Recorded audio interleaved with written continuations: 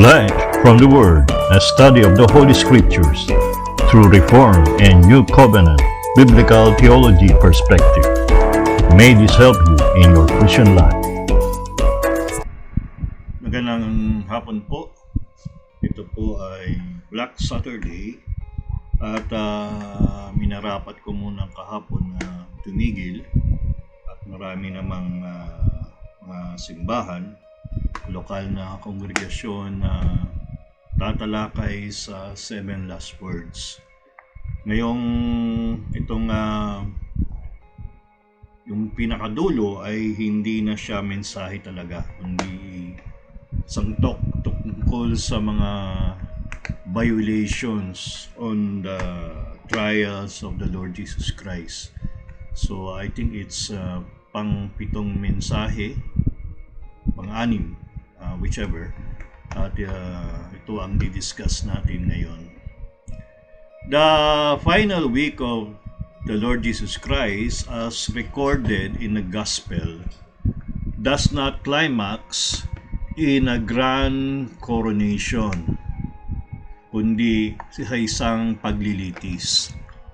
Yet it is not he who preside, but he who is paraded. Ang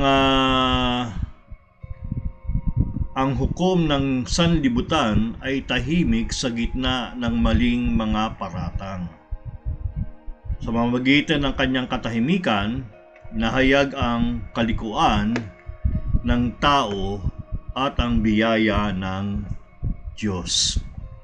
The trial is not only an indictment of the men who condemn him, it is a mirror to every human heart, to every system we trust, to every time we are tempted to turn away from the truth. May babasahin po tayong scriptures, pero hindi po yung text natin. Ito ay anchor dun sa ating pagbubulay-bulayan, meditate. Isaiah 59:14-15. Justice is turned back, and righteousness stands far away. For truth has stumbled in the public squares, and uprightness cannot enter. Truth is lacking, and he who departs from evil make himself a prey. The Lord saw it, and it displeased him that there was no justice. So, tayo ay hindi lamang tagapanood, kundi mga saksi ng misteryong pagliligtas ng Panginoon. Ang hustisya at ang katotohanan ay dapat igiit sa lahat ng larangan. Ang katahimikan ng ating Panginoong Hesukristo ay sigaw ng pag-ibig.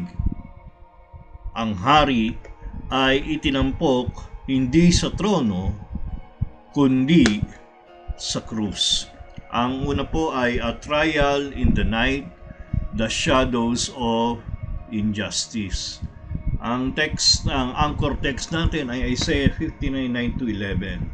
Therefore, justice is far from us, and righteousness does not overtake us.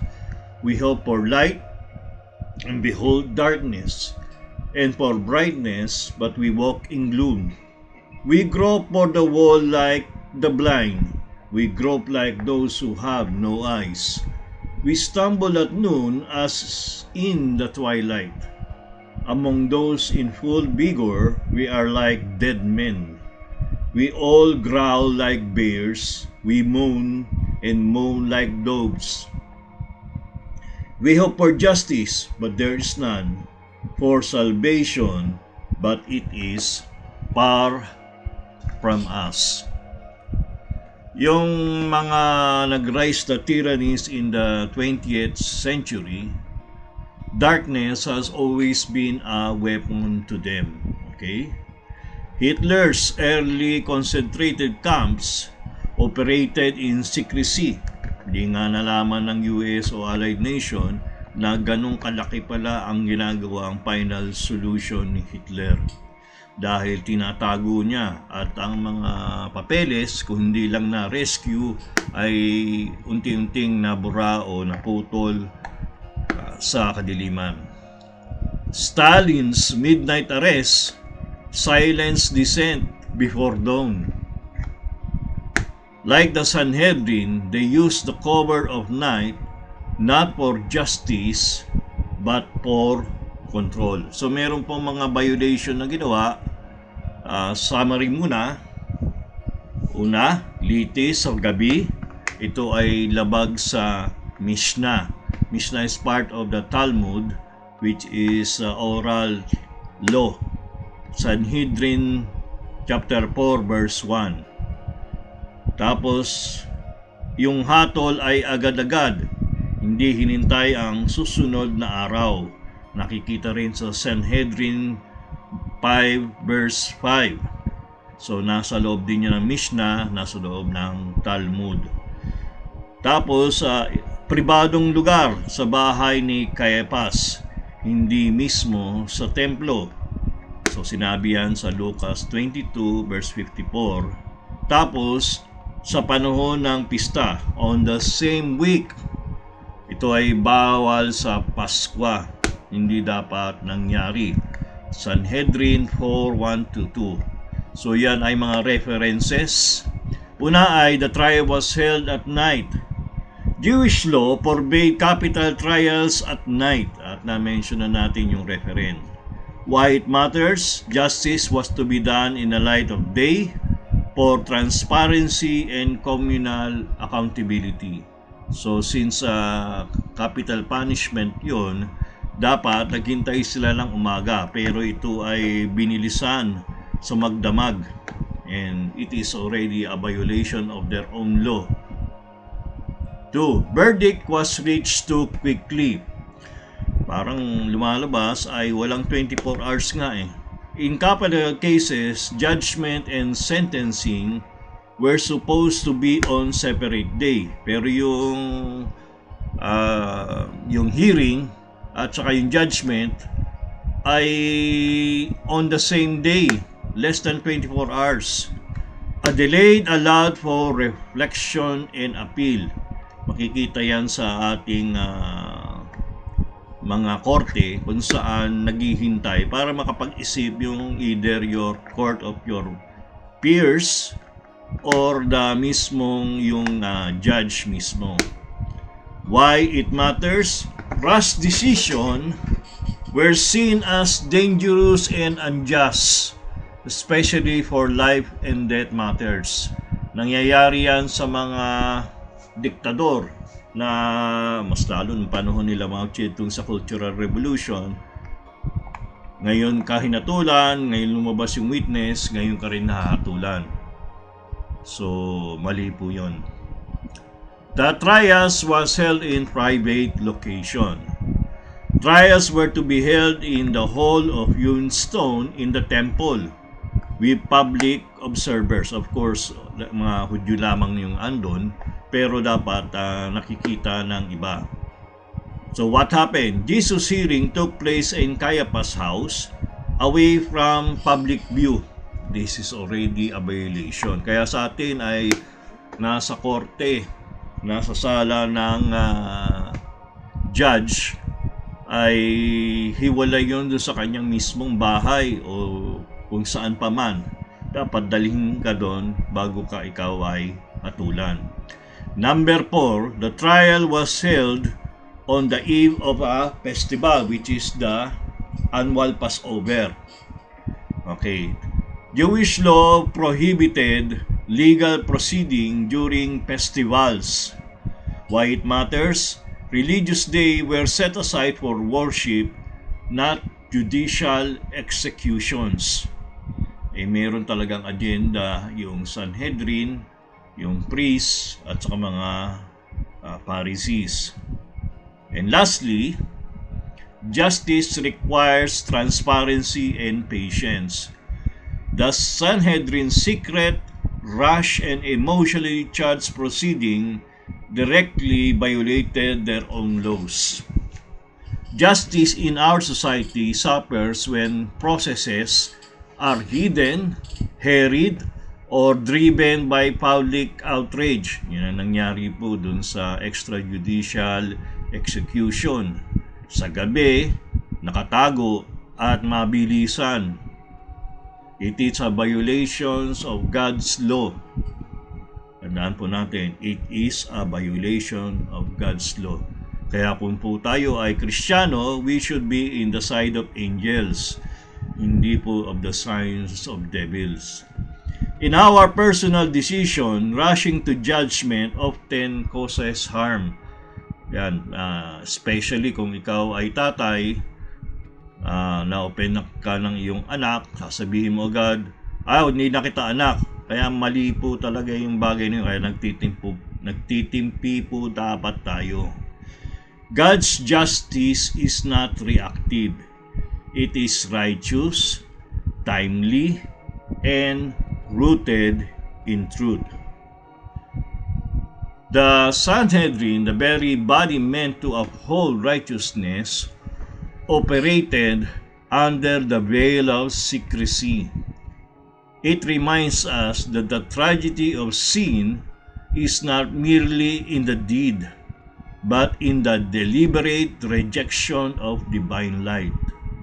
Isaiah's lament becomes our own. Justice is turned back. Truth is stumbled in the street. The men who claim to carry the torch of the law use it to ignite the fire of injustice. So sa atin po, ito po ang ating itanong. Mayroon ba tayong mga lihim na paghatol o desisyong hindi makatarungan? Saan tayo dapat magliwanag? Are we silent when we should shine the light? Punta po tayo sa second point. A verdict already written, religion turned political. Based sa Amos 5 o anchor verse natin ay Anchor 5:10 to 12. They hate him who reproves in the gate, and they abhor him who speaks the truth. Therefore, because you trample on the poor, and you exact taxes of grain from him, you have built houses of hewn stone, but you shall not dwell in them. You have planted pleasant vineyards, but you shall not drink their wine. For I know how many are your transgressions, and how great are your sins. You who afflict the righteous, who take a bride, and turn aside the needy in the gate. Proverbs 17:15. He who justifies the wicked and he who condemns the righteous are both alike an abomination to the Lord. Religion is compromised when ritual mass corruption. The Sanhedrin itself twisted the law to preserve their control in that illicit, illegal economics in the temple grounds. God rejected their ritual when justice was absent. So ito po ang dapat nating iwasan. Beware of weaponizing religion. Caiaphas used scriptures and religious rituals to justify a murder. The law became a cloak for self-preservation. Kaya nga po, we must be beware of people who quote hallelujah, praise God, and any form of religious jargon to silence dissent. Sa atin, senador pa nga eh. They preserve institutional power or judge others without grace. Even personal piety can become a tool of superiority rather than service. So totoo po na mag-iwas po tayo ng ating public na righteousness ay magiging isang baril laban sa mga humihingi ng hustisya. Maraming reliyon ang ginagawang armas mapatahimik ang katotohanan, ngunit ang ebanghelyo ay laging may tapang na nagpapalaya. Sound theology without integrity breeds hypocrisy. Faith must walk with justice and humility. Nung si Mussolini ay naging diktador ng Italy ng World War II, he used the language of Roman virtue and tradition to serve his fascist end. Ganun din si Hitler, at kaya nga po yung mga protestante ay naloko rin niya. Hirohito's regime in Japan cloaked the war aims in sacred Shinto reverence. Like Caiaphas, this leader mastered ambition with religion, turning devotion into domination. Ano po yung mga violation, paglabag? Summary muna. Peking mga saksi na hindi magkatugma-tugma sa kanilang testimony. 2. Pinilit si Jesus magsalita laban sa kanyang sarili. 3. Pinunit ni Caiaphas ang kanyang kasuotan labag sa Leviticus. And 4. Pinalitan ang paratang mula sa blasphemy tungkol to sedition. Okay, isa-isahin po natin. False witnesses were used and contradicted each other. The law required that at least 2 or 3 witnesses that are consistent in their testimony. What happened is that the witnesses contradicted each other, yet the trial proceed. So yung tungkol sa templo ay babaksak, ay nagkagulo sila kung anong ibig sabihin. Kasi nga hindi nila naiintindihan at malamang chinutor lang yung witness kung ano ang sasabihin. Susunod, the accused was forced to incriminate himself. Kaya nga po dapat importante yung witness. At malaki ang penalty sa false witness sa Jewish law. Usually ay karampatan doon sa gusto mong ipataw doon sa plaintiff. Jewish law did not permit self-incrimination. Ibig sabihin, katulad sa atin, ito ay right to remain silent. You need not talk about what you did unless you volunteered it. Eh, ang problema, Caiaphas put our Lord Jesus under oath kung siya ang anak ng Diyos. Eh syempre, he had to answer. So he speak against him and he violating this principle. Okay? Importante po ito.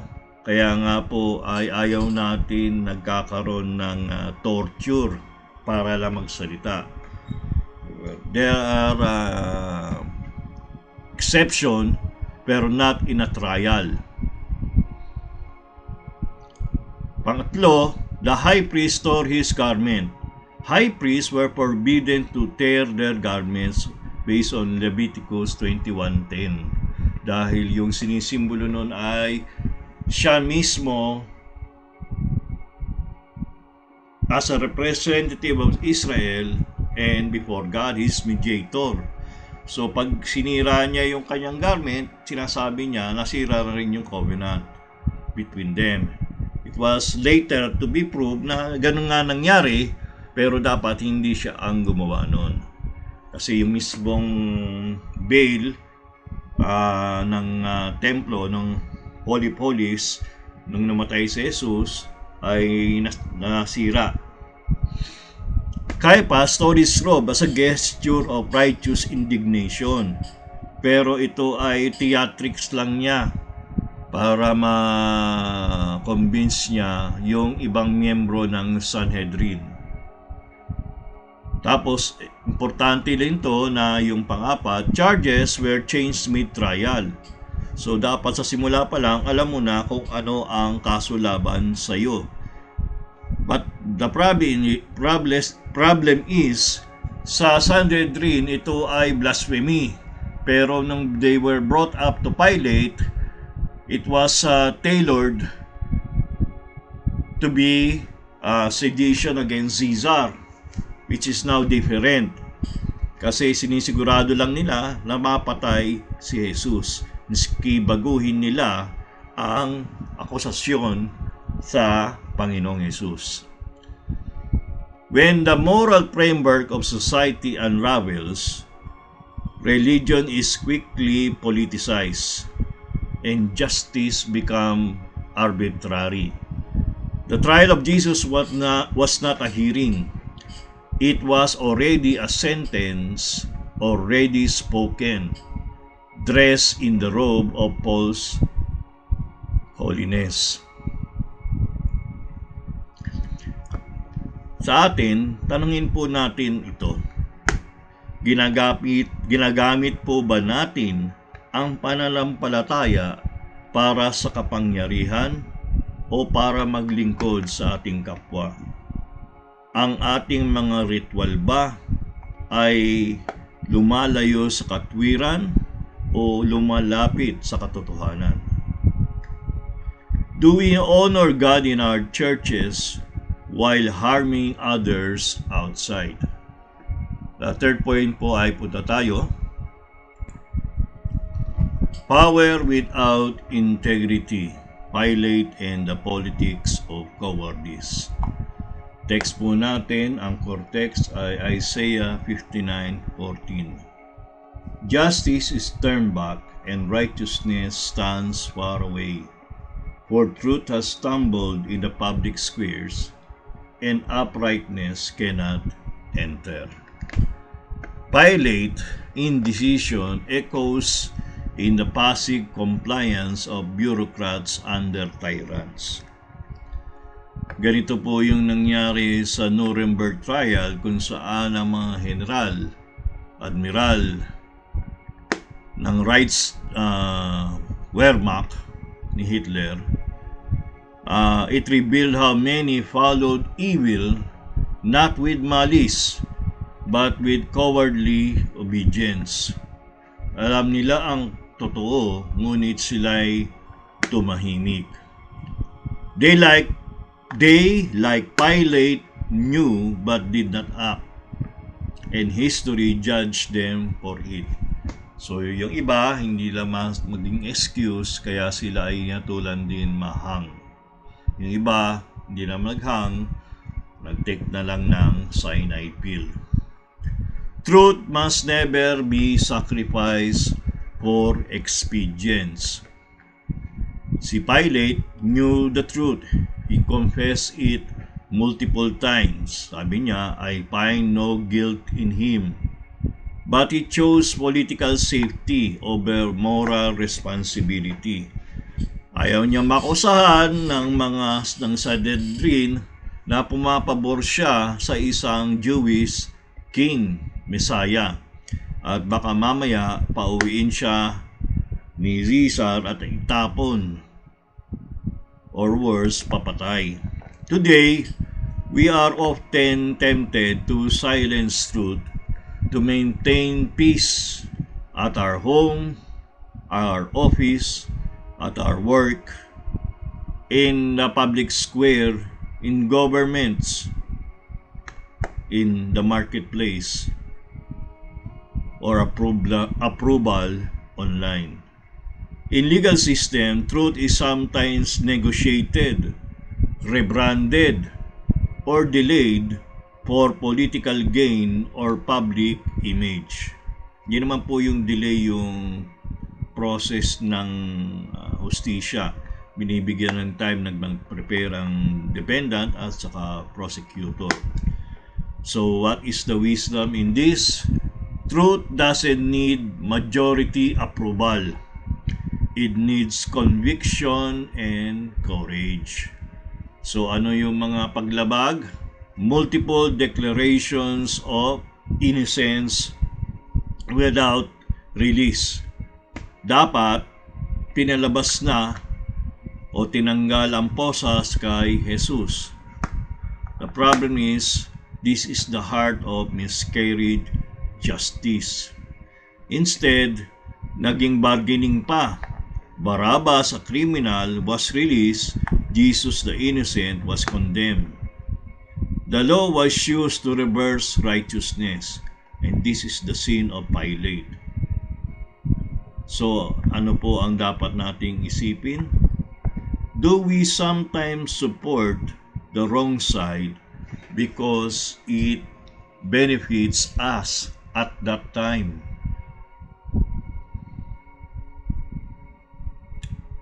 We submit to mob justice.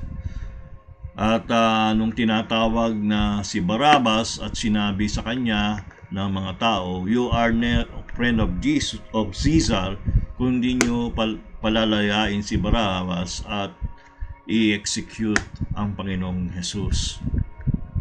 This is really a problem of courage.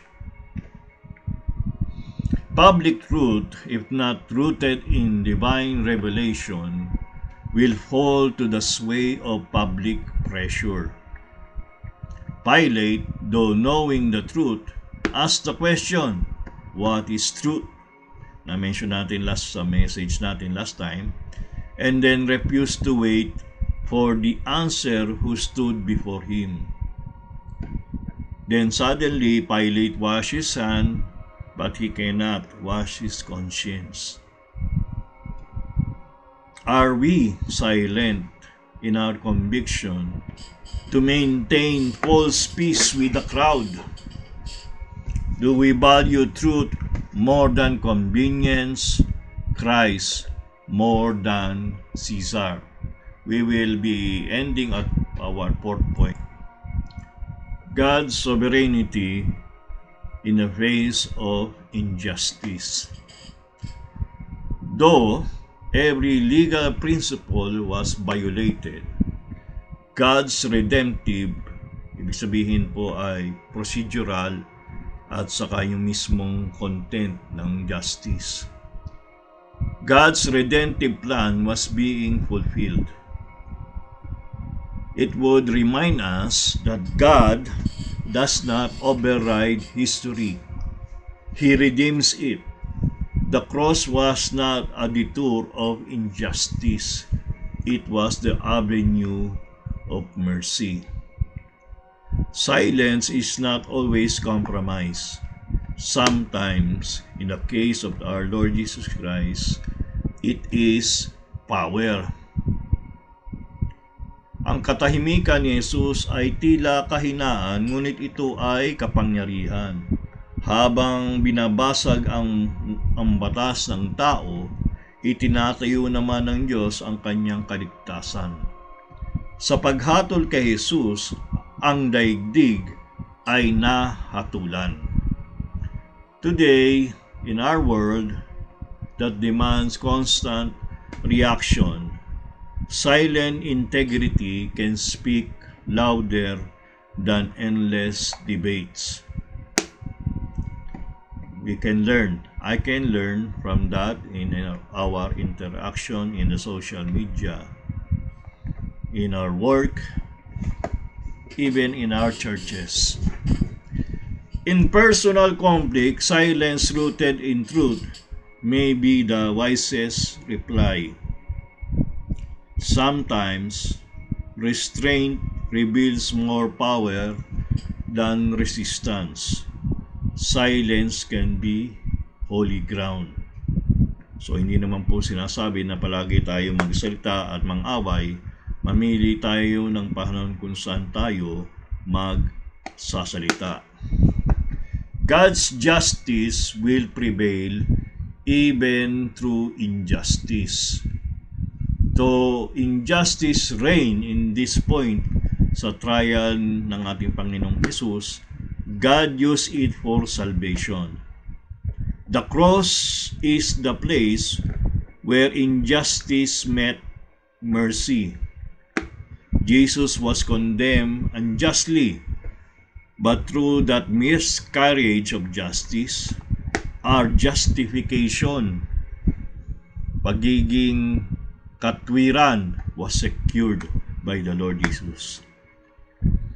In a world filled with legal corruption, abuse of power, and distorted truth, we need hope. Kailangan po natin ng pag-asa. God sees every injustice, maging personal man, sa trabaho, sa politika, sa market. And He works through it for the redemptive ends. Minsan na hindi natin nakikita, pero siya ay magalaw. Where is the wisdom in this? We serve a God who brings eternal justice even when earthly courts fail. We must take heart and be faithful. There is hope for victims and redemption even in dark system. Pagnilayan po natin ito. The trial of Jesus was not just unjust. It was calculated breach of every known legal standard.